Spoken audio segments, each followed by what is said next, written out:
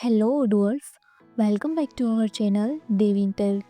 Today we will see how to create multiple sell order from the ticket screen and also create ticket from the sell order screen.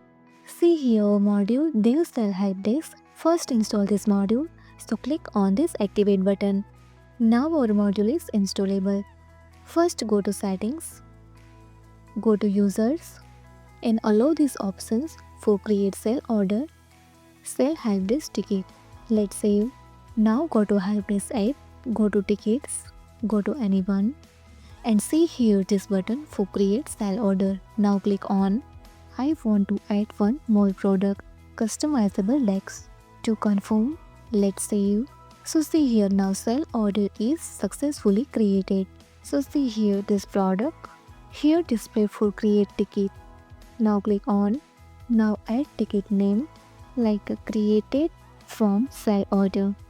Add subject. Type is the request. Category product issue. Subcategory. Closing date is 9. Priority is very high. And tag is urgent. Let's save. So see here. Ticket is created from the sell order screen. Now view this and display here your created tickets with all details. If you found this helpful, do it like, share and subscribe. Thanks for watching this video.